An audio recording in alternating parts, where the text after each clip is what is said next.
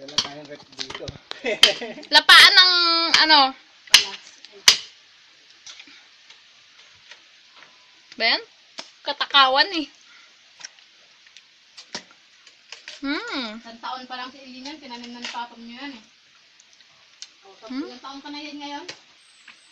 18? 15. Ay, 16. Ay, 16 nga. I'm 16 years old. Etos. 17. 17 na ako, di ba?